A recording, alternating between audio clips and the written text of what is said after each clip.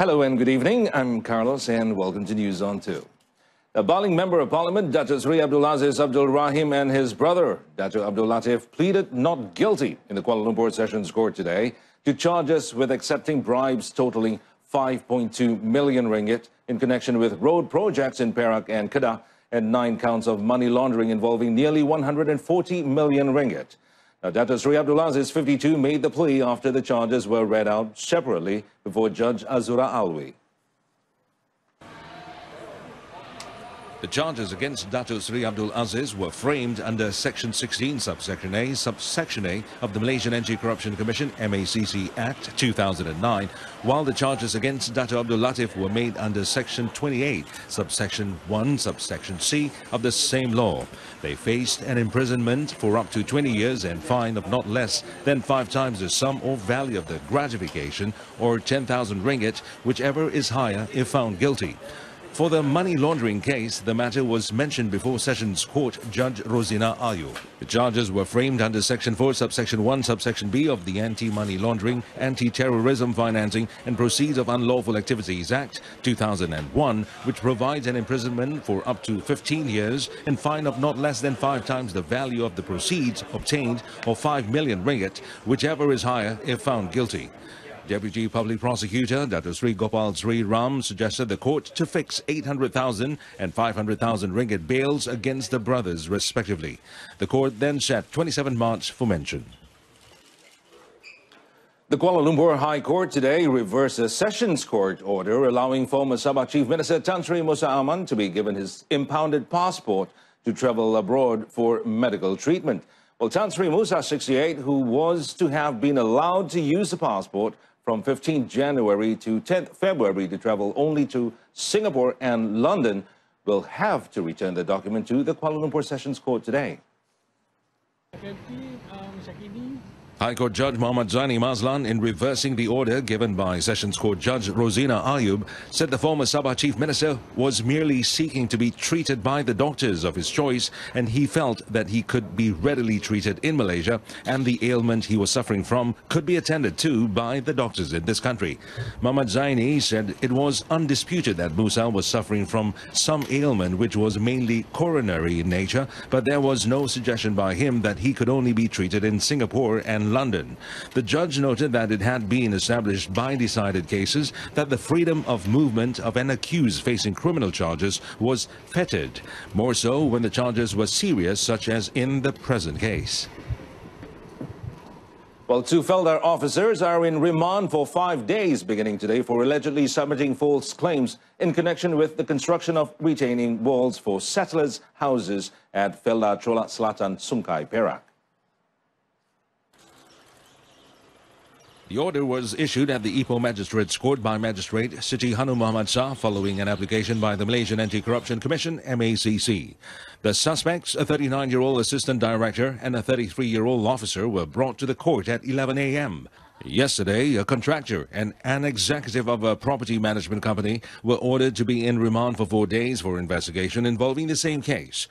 According to the Perak MACC director, Dato Zainul Darus, the false claims were for work worth 137,900 ringgit that was not done according to the bill of quantity as required by the Tenders Committee.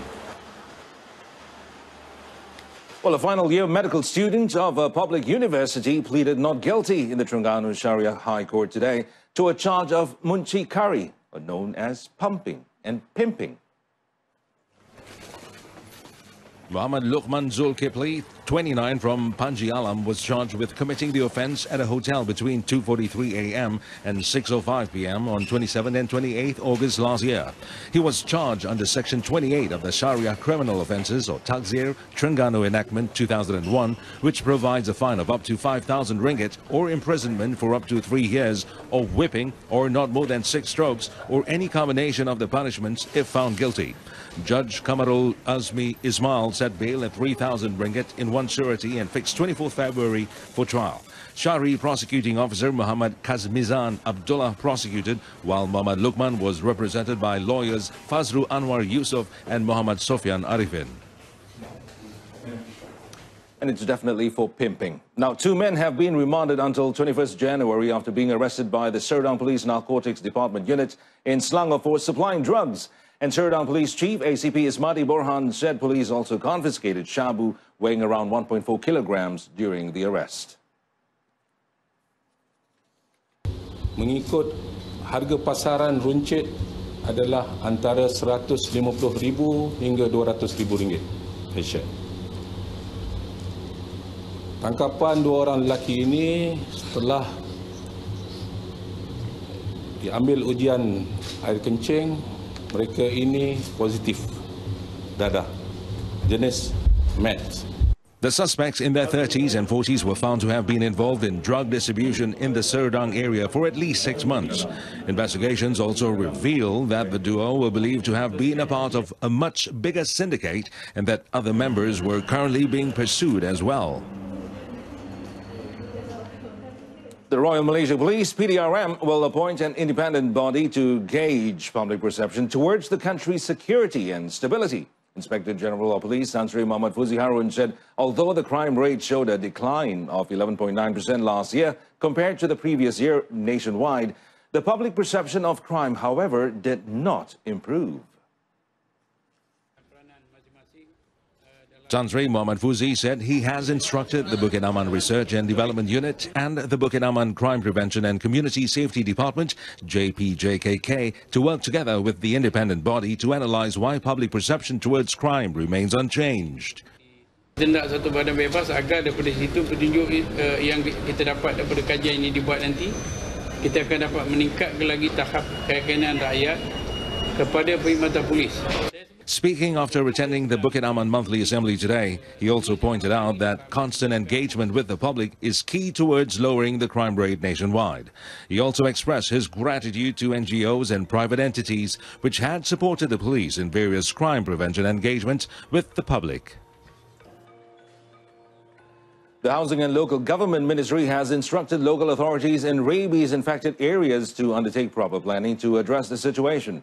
Minister Zuraida Kamarudin today said local authorities with state veterinary services departments must work together to implement the necessary measures to contain the disease. Speaking to reporters after a visit to the Youth City Project site in Taman Bandar in Tanjung Malim, Zuraida, however, said local authorities would only undertake enforcement while the catching of suspected rabid dogs came under the jurisdiction of the Health Ministry. Cuma yang ini kita lihat keseriusannya, jadi maka KPKT boleh mengeluarkan arahan agar PBT yang telah ada kes-kes ini untuk menjalankan satu gerakan yang lebih teratur, terancang untuk memastikan bahawa benda perkara ini terkawal. The Mukims of Taiping and Bukit Gantang in the Larut Matang and Selamat district were declared rabies infected last Monday after 2 people were reported to have been bitten by a rabid dog in Taman Sri Kota Phase 2, Taiping, on December 31st last year. However, Zuraida said the local authorities in the area said the State Veterinary Services Department had taken the necessary measures to prevent the spread of the disease. Now, the decision to raise the water tariff rates will be finalized this year. And Waterland and Natural Resources Minister Dr. Xavier Jayakumar, however, assured that the rate raise will not burden users, especially those who are less fortunate. Dr. Xavier said the ministry will hold talks with state governments which has not yet agreed to implement the water tariff rate hike. Ada 1-2 negeri yang belum setuju lagi, tapi kita akan bincang dengan mereka isu tarif air ini dan kita bukan nak beban mana-mana section orang-orang tempatan, tetapi kita kena faham dah. Kalau kita nak air bersih, kita nak belanja untuk kita dapatkan air bersih dan sebagainya. Untuk 20 tahun sebelakang ini tidak ada perbelanjaan yang telah dilakukan sebab ada pentarung di antara sistem air di dalam negeri dengan persekutuan, dengan SPAN dan sebagainya. Dr. Xavier also reiterated that the hike needs to be implemented to ensure that users continue to obtain quality water supply in the future. He said this to the media after attending the signing of a Memorandum of Understanding between the Forest Research Institute Malaysia, FRIM, and Indah Water Consortium IWK Sendirian Berhad in Kuala Lumpur.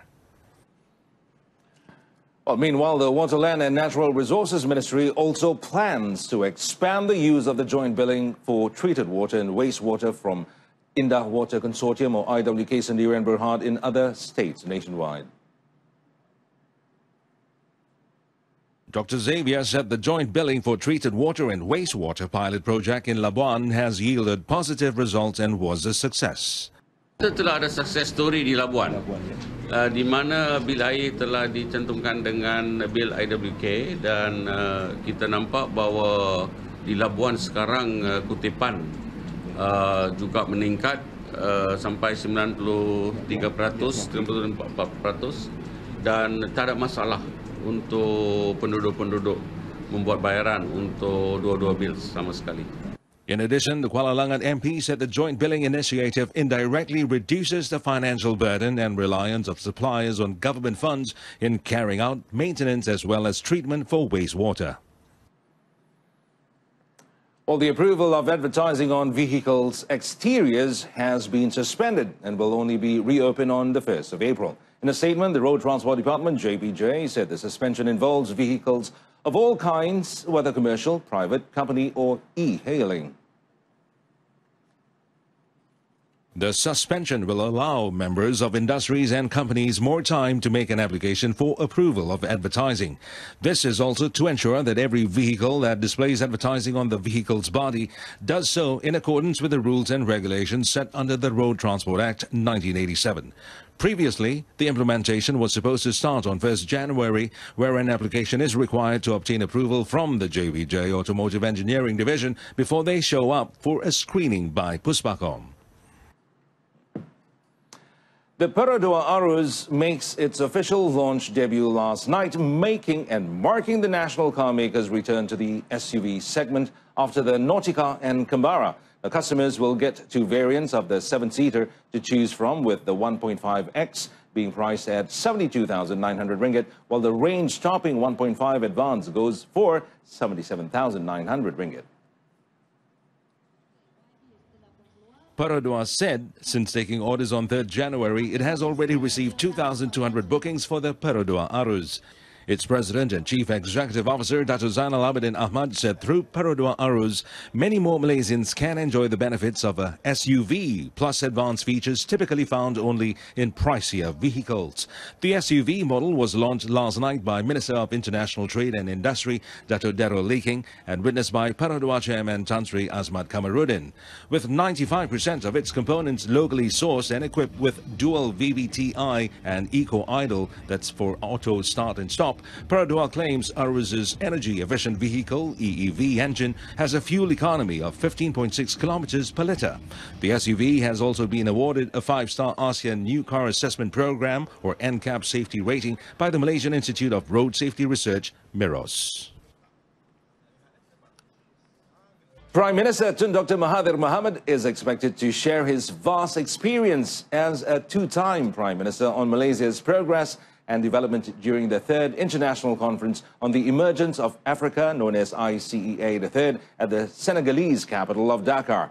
Now, the Prime Minister will join Senegal's President Macky Sall and other regional leaders for the forum with the theme Emergence, Private Sector and Inclusiveness, to be held tomorrow to 19th January. Tun Dr. Mahathir would be the only head of government from outside Africa at the conference. According to Malaysian ambassador to Senegal, Dr. Hazalina Zainal Abidin, African nations and leaders want to hear the Prime Minister's own experience in development. Persidangan mengenai kepunculan Afrika. Jadi persidangan ini dijangka dihadiri oleh 27 buah negara lain. Malaysia merupakan satu-satunya negara dari Asia Tenggara. Dan Tun Mahathir merupakan satu-satunya Perdana Menteri yang akan hadir. Prime Minister is scheduled to take part in a high-level panel discussion immediately after the opening ceremony tomorrow. The session will involve presidents from Burkina Faso, Ivory Coast, Kenya, Mali, Rwanda and Senegal, where Tun Dr. Mahathir will be sharing his experience steering the country with the involvement and cooperation of both the public and private sectors. After all the hype of having this great leader in Africa, and this is his first visit in, I think, about 17 years.